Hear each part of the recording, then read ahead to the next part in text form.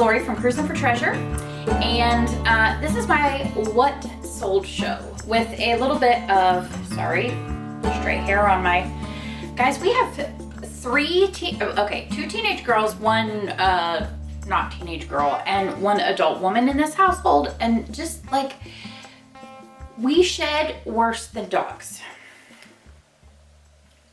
It's horrible. Anyway, that's not what you tuned in to hear. Sorry about that. Okay, so it's Monday, and I'm gonna show you what sold. Now, okay, we went away for the weekend.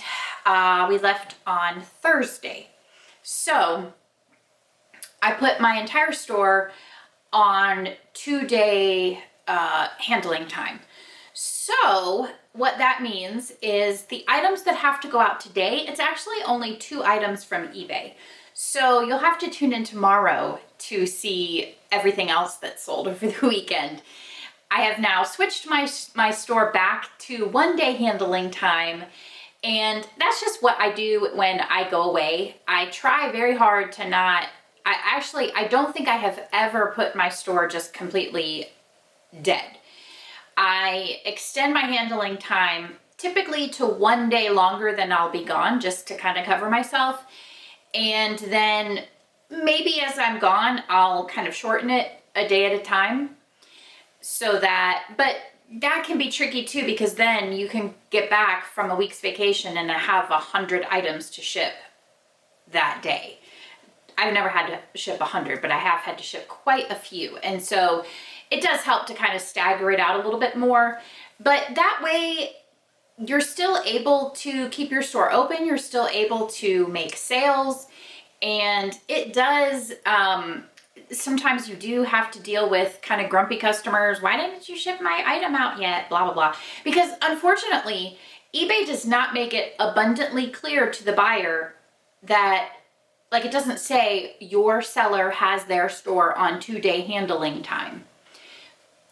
What it will do is it will give an estimated shipping time, like when you can sort of expect it to arrive, but it's never accurate, and it sets unrealistic expectations for the buyer. So if it's a buyer who is very anxious to receive their item, or even cares just a little bit, they will message you. So you just have to send off a very kind, gracious reply of, oh, I'm so sorry, I am out of the office until such and such a date, at which point your item will be packaged and shipped out as quickly as possible. And if they have a problem with that, then they will ask you to cancel. I very rarely have had to actually cancel an item based on that. So anyway, so all of that to say, what I'm going to show you today is the 2 items on eBay that have to go out. And then I also sold 2 items on Mercari over the weekend, and I believe 4 items on Poshmark. So a total of 8 items today going out, which is not fantastic, but considering I was gone for 2 days, not doing anything in any of my stores for those 2 business days, it's totally cool. So let's start with the eBay sales. And here I am. I set my video, I'm recording, and I didn't even pull up on my pages, so it's fine. Okay, so we sold a postcard. Isn't that great? This is, let's see, SS United States, the world's fastest liner. Isn't that cool? This is, it's not really a linen postcard, but it is definitely quite old. It's not dated at all, but it's quite old. This sold for $2.50. It was, somebody sent me an offer and I accepted.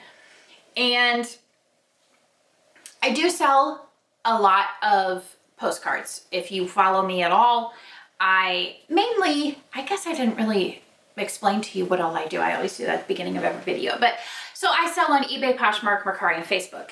And I love to sell vintage postcards. It is only a fraction of what I do sell. It's getting to be a bigger fraction because I am listing, a certain amount every day. But the majority of the postcards that I have sold, came to me free of charge. I do list every postcard at $4.99, and then I do allow offers, and then I send offers.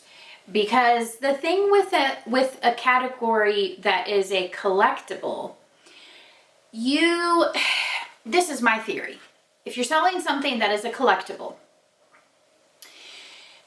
it's not like a necessity of life, like shoes, clothing, belts, accessories, stuff like that, where people need those items for their job, for a special event, for a vacation, for whatever. So they're going to pay, whatever. A collectible is more absolutely a want. They're adding it to their collection. So they're not going to be willing to pay top dollar a lot of times, especially when it's something like this it's not a one-of-a-kind postcard. It's not even a very special postcard. It's fairly run-of-the-mill. So if I set my price at $4.99 and I'm a stickler for that price and I'm just not going to budge, I may never sell that postcard. That's just the bottom line. Whereas if I have this at $4.99 and I allow offers and I send out offers, far more likely that I will actually sell this, because it's dependent on someone else's budget that's quite fluid. Depends on, how badly they want this specific liner to add to their collection of liners depicted in postcards. It's very, so I want to make sure I'm selling my postcards. I'm not storing postcards. So I keep the door open on offers. I send out offers every day on postcards. That's my theory. Moving on to the other item that I sold on eBay, and this is a sheet, a flat sheet and pillowcases. These are new in the package. It's a pretty design. The problem here, class, is that this is a flat sheet and not a fitted. Did you know many people don't even use a flat sheet these days? They don't even know what it's for. And so this was a hard sell anyway. If I had a flat sheet, it would be a lot easier to sell. I did list it at $19.99 for these two packages combined. Someone sent me an offer of $10, and to be honest, guys, I took it. I have so many vintage sheets right now. I just need to weed it out. I need to get that inventory moving. And you know what? Let's just look at what I paid for these. The vast majority of my vintage sheets come from online auctions. Okay, so what I paid $4 for these two items, and they did come from an online auction. So, which basically, when I get a lot of items from an online auction, I just divide the number of items by the total paid for that lot. So if I got 8 items and I paid $16, then basically, essentially, I paid $2 an item. So that's what that is. $4 into $10, obviously not my target return on my investment, but when it means I'm getting an item out the door, totally cool with it. And also, when you're buying in lots from an online auction, it's usually you're going for 1 or 2 items that are in that lot that's going to make all your profit, and then everything else is just kind of like gravy on top of that, right? So let me show you my 2 Mercari sales. So the first one, kind of interesting. This is from Cars 3. It's a Crazy 8 Crashers. It's Miss Fritter school bus. And this sold for $14. I do pay shipping, so keep that in mind, but I'll go on Pirate Ship and ship it the absolute cheapest way possible. It'll probably cost me between $4 and $5 to ship this.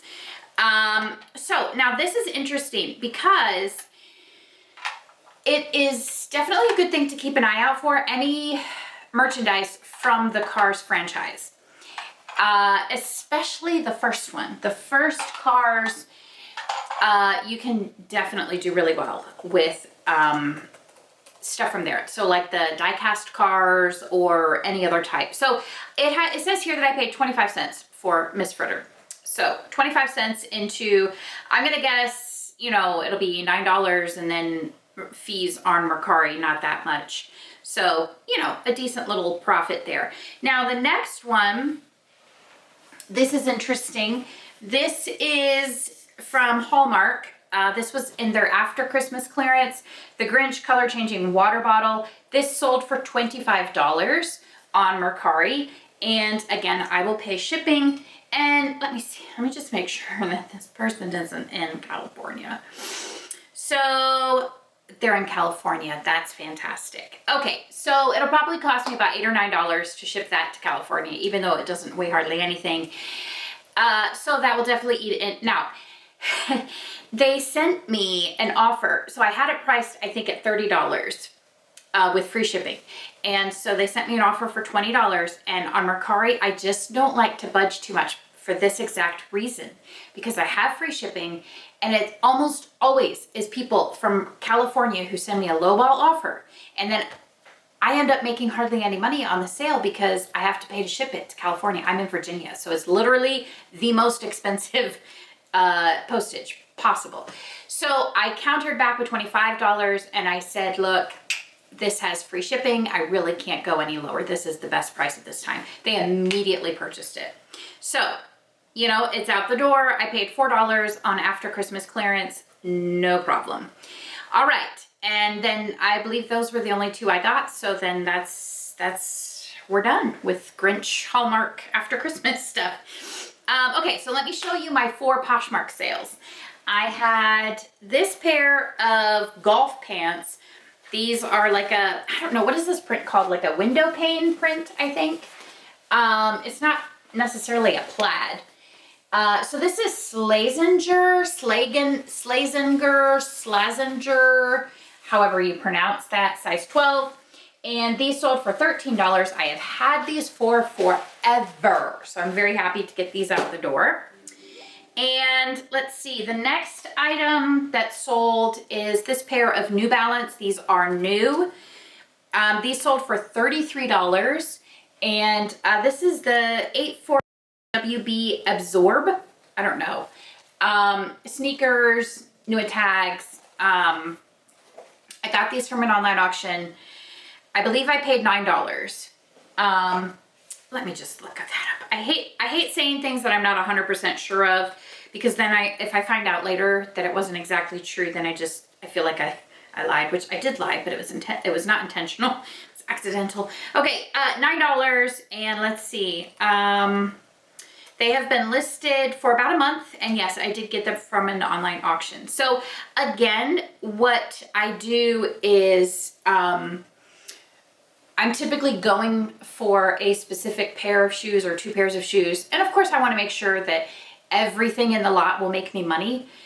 But you know, $9 into $33 in less than a month. Absolutely. No problem with that. Okay. 2 more items that have sold. This is a Spanx mock net shirt, black, size medium. This sold for $17. And I believe I got this for about $3 at Savers. So, and again, this was a fairly quick sale. So, and you know what's fun is today I stopped into Goodwill real quick. I found a pair of wide leg black leather pants. I'm sure they're faux leather. The Spanx use real leather? I don't know. Anyway, they were new with tags. So I picked those up, and even though I had to pay the regular price, they were not the color of the week. They actually were just on a rack that just came out. So I think that's like $8.50. But new tags, Spanx, black leather pants, size large, wide leg, which apparently is having a moment right now, has been for a while. I can probably sell those for between $60 and $80. Used we're selling for $50. So I should be able to get 60, maybe 70. But probably 60. Anyway, regardless, good pickup. Okay, and then the last item that sold this weekend is this, let me open it so you can see. It is a Chico's necklace. And this is, let's see.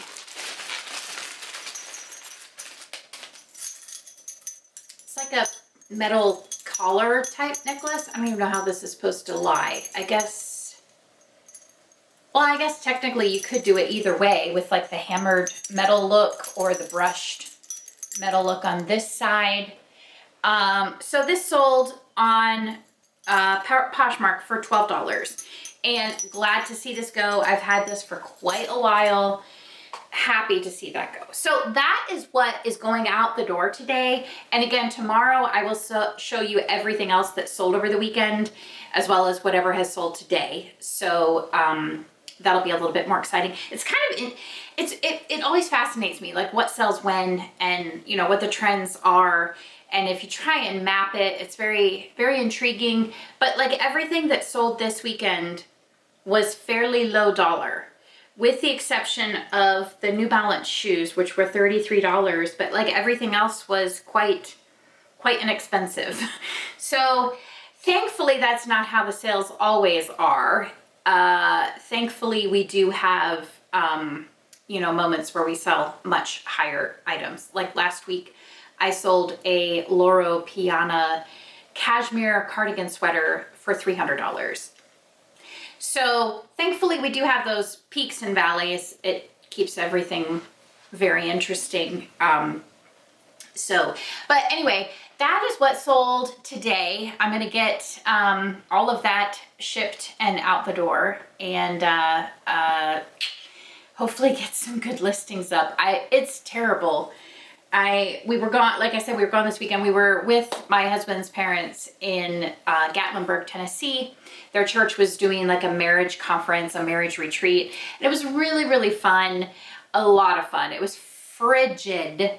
But we had time to go out, and we did an escape room and we beat it. Yes! With 1 minute and 22 seconds to spare.